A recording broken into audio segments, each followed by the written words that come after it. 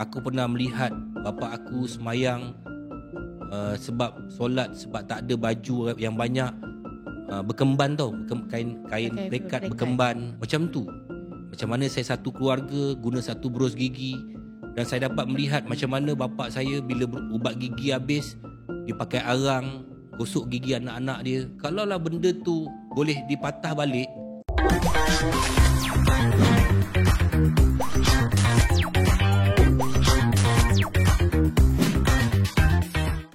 welcome back to Hitam Putih Kehidupan. Hari ni aku tak ada tetamu, sebenarnya ada tetamu tu kat sini. Sabar tuan. Ada Sabar puan. Janganlah tunjuk sangat. Halimunat. Tujuh dalam 3 tu. Jangan tunjuk sangat. Awak bukan tahu. Tak kisahlah. Satu Malaysia tengok ni tu. 7 dalam 3 ni sebenarnya ada orang yang sakit mental 7 dalam 3 per 10. Di antaranya kita 2 orang yang 7 ni. Okey, hari ni aku dengan Datin 2 orang saja nak cerita pasal apa makna kejayaan. Welcome back. Hello, welcome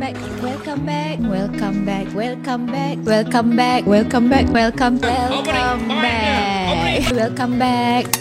Assalamualaikum. Alhamdulillah. Terima kasih banyak-banyak kepada semua yang telah menonton Hitam Putih daripada musim pertama, daripada masuk musim kedua, dan ini partner aku.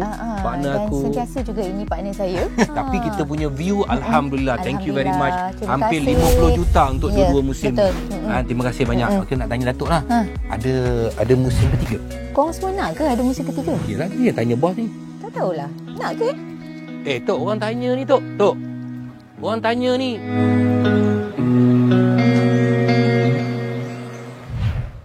Kejayaan. Apa makna kejayaan?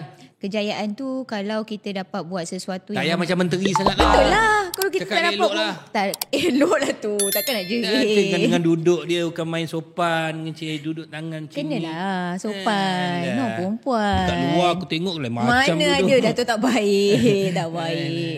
Kejayaan ni sesuatu benda yang kita dapat banggakan kedua ibu bapa kita tu dah kejayaan dah. Itu pula kejayaan. Tahu itulah kejayaan. Kejayaan tu untuk diri kita, mak bapak kita dia dah hidup tak, dia dah macam tu. Bermaksud kita dapat membanggakan dia, itu kejayaan lah. Membanggakan mak bapak itu kejayaan. Kejayaan contoh kita dapat result yang cemerlang, konsisten. Tapi hidup belum jaya lagi. Ini mengikut peringkat lah permulaan. Faham. Bagaimana kita nak bagi tahu kejayaan ni pada anak-anak kita. Kejayaan tu benda yang besar lah Datin. Kalau setakat pas belum tentu lagi. Itulah Banyak orang yang lulus peksa kejayaan, tapi akhirnya hidup dia orang kat depan tu tak berjaya pun. Tapi itulah permulaan. Datuk nak kejayaan macam mana? Tak, bagi saya setiap manusia tu dia kena work hard. Bertanggungjawab. Dia kena ada destination target dia untuk dia berjaya. Kalau orang tu tak ada destination target untuk berjaya, maknanya dia tak dapat kontrol diri dia. That's right. Kita ni hidup kena ada one masa. Because diri dia ni ibarat one engine. Satu engine yang dibagi oleh Allah Subhanahu Wa Taala. Di mana engine tu ada chip dia. Chip dia adalah otak dia.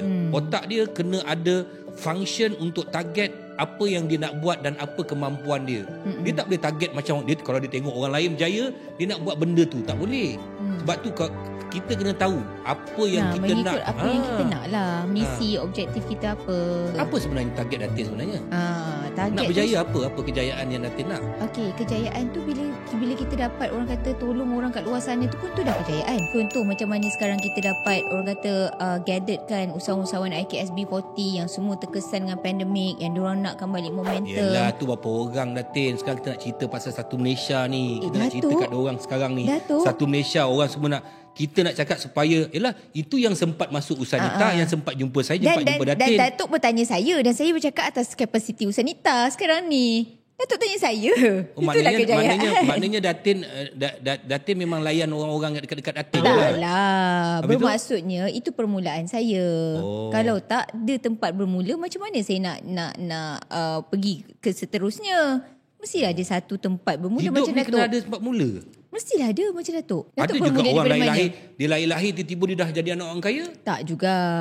Tak juga? Tak, maksudnya tak semuanya. Memanglah itu rezeki. Saya lahir-lahir tu pergi hospital naik helikopter. Ini menganjing ni, gelak ke orang? Tak mengancing Datuk. Itu kelebihan Datuk lah maksudnya. Habis tu gelak mana? Tak gelak. Tapi betul lah tu Datuk lahir pergi naik helikopter. Sebab lahir-lahir je, bapak saya lalu kat supermarket masa tu. Adakah permainan helikopter tak ada sen tu? Tapi Datin 10 tahun Datin nak jadi apa lah? Sebagai manusia.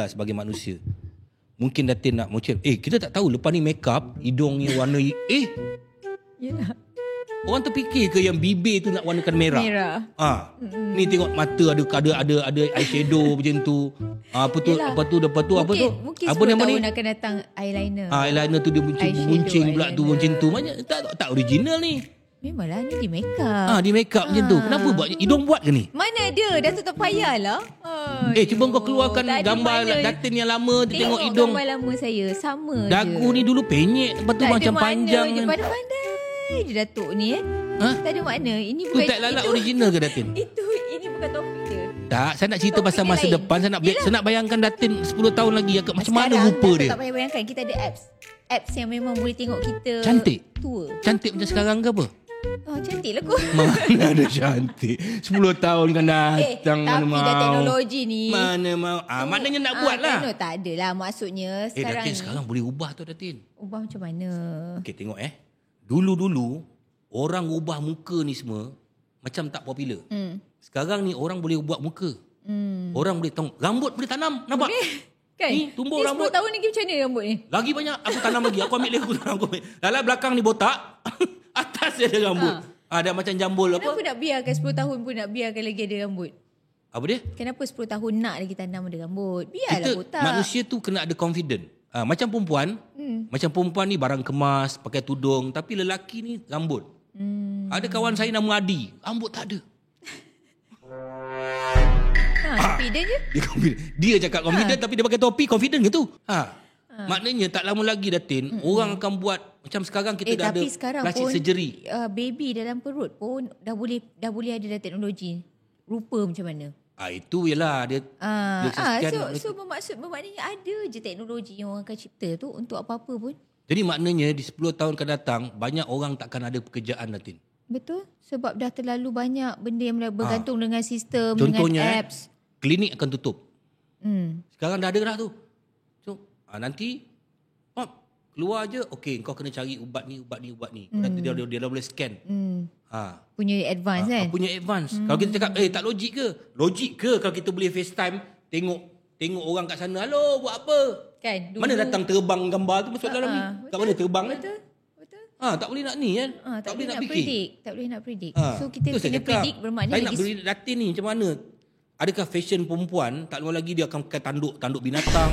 tak adalah sebab macam tu. Jangan cakap Datin. Tahu tapi tak lah. Janganlah membayangkan macam tu. Kena bayangkan tadi ini kau advance tanya aku. lain. Itu kejayaan manusia mengubah kehidupan dengan fashion. Yelah tapi fashion waktu sekarang ni seluar dia dah boleh pakai sampai kat sini kan? Ada kan? Kan ada. Ada ke? Sekarang zaman dah tak boleh brain dah ni. Tak boleh brain Tak boleh brain. Tapi masih ada pilihan lah. Maksudnya takkanlah semua orang akan adapt dengan cara ataupun fashion yang itu. Mungkin fashion tu akan ada fashion pelik-pelik. Tetapi kita sebagai orang yang nak mengguna ni kena pandai lah. Takkan kita nak pakai pelik-pelik. Takkan kita nak jadikan diri kita pelik. Walaupun waktu tu terlalu advance. Kan? Mesti ada pilihan. Kalau katakan Datin, kalau diputarkan masa ni Datin kan, yang sebelum ni apa yang Datin nak ubah? Macam Datuk cakap tadi lah. Macam aku cakap, tanya betul Datin. lah. Maksudnya, benda-benda yang dulu kita Takkanlah rasa... cakap macam marah-marah tu rasanya, tak payah.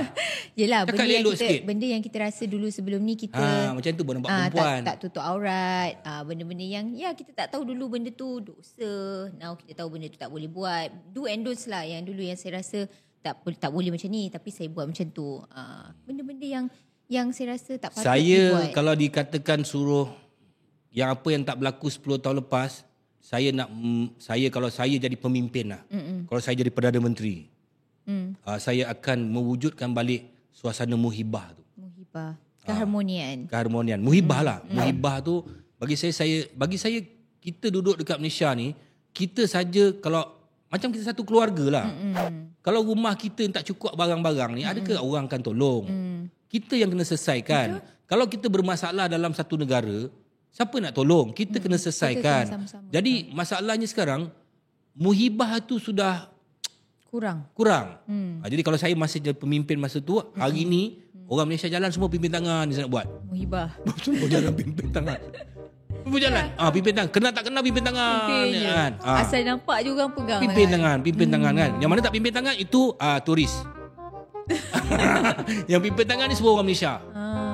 Itulah yang Datuk nak bawa pembawakan Ramai dia. orang akan ada bertemu jodoh. Pimpin tangan. Habis kalau dia dah ada jodoh, dia pimpin ke tangan orang lain? Kau pimpin lah tangan laki kau. Dah konsep Datuk. Asal jumpa orang pimpin. Tak boleh pakai lah konsep tu. Tak pakai? Boleh lah. Kali pertama. Kali pertama apa? General. Kali pertama Nah, benda-benda yang kali pertama yang kita buat ni semuanya sebenarnya dia berlaku dengan keseronokan. Apa saja yang berlaku kali pertama yang kita suka. Kali pertama kita kehilangan seseorang. Itu menyakitkan. Betul. Saya teringat kali pertama saya kehilangan adik saya. 1993, aksiden, umur dia 19 tahun. Kali pertama. Dan masa tu baru saya sedar aku tak banyak bercakap dengan dia, aku tak banyak lepak dengan dia, aku tak banyak tolong dia, aku tak banyak dekat dengan dia. Waktu tu rasa. Baru kita rasa kehilangan tu. Dan saya rasa saya nak putarkan balik. Saya sampai teringat macam mana cerita Superman yang dah lama punya Superman tu, dia boleh putarkan balik bumi ni dan dia start daripada beginning untuk dia betulkan keadaan tu. Itu yang saya rasa. Sebab tu bila kita ada barang dengan kita, kena hargai barang ni. Tak kira lah dari segi kemanusiaan, dari segi materialistik, apa yang kita ada, semua. Tapi saya suka berbalik kepada perkara-perkara yang macam contohnya, kalaulah bapa aku masih hidup ketika itu, aku sudah mula ada ekonomi yang baik. Aku nak bagi supaya dia dapat rasa. Sebab aku pernah melihat macam mana susahnya bapa aku yang balik kerja, yang duit ada 10 sen 20 sen dalam poket. Aku pernah melihat bapa aku semayang sebab solat, sebab tak ada baju yang banyak, berkemban tau, kain plekat berkemban macam tu. Macam mana saya satu keluarga guna satu berus gigi, dan saya dapat melihat macam mana bapa saya bila ubat gigi habis, dia pakai arang gosok gigi anak-anak dia. Kalaulah benda tu boleh dipatah balik ketika ini saya akan belikan dia semua kelengkapan-kelengkapan tu. Sebab apa yang supaya yang kita rasa waktu tu dia, kemampuan dia bagi pada kita kan. Saya pernah pergi ke sekolah, bila cikgu tanya yuran bila nak bayar, cakap minta maaf cikgu, bapa outstation. Padahal bapa tak suruh cakap macam tu pun, tapi kita tahu bapa tak ada duit, lambat nak bayar. Saya pun ada juga rasa bila saya dah kehilangan ayah saya waktu pandemik hari tu. So everything pun change sebab saya yang paling rapat dengan dia. Saya yang paling, orang kata paling rapat, paling everyday memang is a must kalau dia kena call saya setiap hari. So kadang-kadang tu ada waktu yang kadang-kadang saya masih rasa, kenapa abah tak call pagi ni? Padahal dah tak ada dah. Tapi kita masih lagi ingat sebab itu adalah benda yang rasa wajib. Kalau boleh patah balik tu, rasa nak dengar suara dia kan. Benda yang wajib. Kadang-kadang kita macam teringat, macam last 2 weeks pun saya teringat, kenapa abah tak call lah? Tu antara momen yang saya rasa kalau nak patah balik pun, mungkin saya nak tengok saya sekarang macam mana. Itu antara yang saya rasa momen yang menyentuh jugalah. Perasaan. Sebab saya antara yang rapat. Kalau ayah ada sekarang ni, apa Dato' nak cakap pada dia? Nak cakap rindu lah. Ya, apa nak cakap ayah? Nak cakap rindu, memang I really miss him so much. Apa yang perkara yang Datin tak boleh lupa ketika kecil yang ayah buat pada Datin? Momen yang paling banyaklah Datuk momen sebab saya rapat dengan dia. Yang paling macam wow, ayah sayang aku sangat ni, kita terasa macam tu kan. Macam saya pergi sekolah, duduk mas tinggan sejuk kan. Bapak saya dia panaskan air, masak air, tuang dalam besen, masukkan air supaya air tu tak sejuk. Saya ingat tu sampai sekarang. Ayah saya ni dia setiap hari dia akan bawa kita keluar. Sebab momen dia bekerja. So every morning bila kita pergi sekolah, dia pergi kerja. So kita tak ada jumpa. So bila balik, waktu kadang-kadang kita dah tidur baru dia balik rumah. Tapi dia akan pastikan dalam satu hari tu, kalau tak pun weekend, dia mesti akan start kereta, using keliling rumah pun tak apa. Itu kira momen lah. Maksudnya masa tu lah dia nak tanya kita, hari ni macam mana, semalam buat apa. You know, dia nak tahu apa. Kali terakhir pegang tangan ayah. Kali terakhir I pegang tangan dia waktu dia sakit lah. Ya. Waktu dia sakit. Rasa sampai sekarang. Rasa. Waktu dia sakit, waktu dia dekat ICU, waktu tu lah, waktu dia last pun jenazah sebelum nak dikebumikan. Itu waktu terakhir. Itu momen lah. Kalaulah ada ubat, masa tu dia sakit, ubat tu harga 10 juta, Datin beli tak untuk dia? Beli. Kalau kita rasa kita nak dia sihat dan kita nak dia stay dengan kita lagi, kita nak dia umur panjang, belilah Datuk. Kalau ada kemampuan. Serius? Macam serius. Tu punya sayang. Sayang. Betul lah Datuk ni apa. Okey tu, itu kali pertama kita dah cakap. 10 tahun akan datang pun kita dah tengok macam mana. Itu pandangan tahun, kita lah. Pandangan kita. So pandangan kat luar kita. sana pun adalah diorang punya, orang kata pandangan diorang, apa diorang punya, rasa diorang 10 tahun akan datang. Diorang boleh orang kata jadikan benda ni juga topik lah di antara mereka kan. Ya. Macam mana diorang rasa 10 years akan datang. Apa yang you all nak. Lagi dunia yang makin mencabar kan, apa semua kan. Hari ni yalah, dari segi ekonomi apa semua kita dah bincang tadi. Itu pandangan kami secara jujur, secara peribadi. Dalam gelak-gelak tu juga. Tapi yang mana kau rasa kau boleh jadikan iktibar, kau ambil jadi iktibar. Tapi kita pun bercakap pun santai. Santai. Kan, jadi aku dengan Datin ni bukanlah pakar apa-apa pun. Tak perlu tapi nak serius kita mengeluarkan, yelah saya berhak. Aku berhak mengeluarkan kata-kata yang datang dari minda. Macam mereka berhak berkata-kata di media sosial ataupun apa saja. Tapi itu pandangan kami berdua, tak ada pun yang serius. So, Datuk, bila masa aku jadi atuk kau? Datuk. Atuk. Ayo, ni 10 tahun akan datang telinga. Nyanyuk. Dengar ke tak dengar? Hitam Putih Kehidupan, borak-borak santai aku dengan Datin Nana, bertajuk tentang kejayaan. Kejayaan. Tapi kejayaan dari perspektif yang berbeza yang aku kupas. Itu juga dengan Datin. Dan akhirnya kita tengok bahawa kejayaan sebenarnya kita nakkan kebahagiaan. Itu kejayaan yang paling penting, keharmonian. Jadi kebahagiaan dalam keluarga kita, keharmonian dalam satu rakyat satu Malaysia, itu yang kita nampak lah. Jadi dan juga kita sama-sama menggembling apa akan jadi 10 tahun akan datang tentang hala tuju negara kita Malaysia, especially anak-anak kita, anak-anak kita. Thank you for watching Hitam Putih Kehidupan setiap hari Ahad 9 malam di Suhan Channel dan Usanita. Bye. Assalamualaikum. Ku Usanita.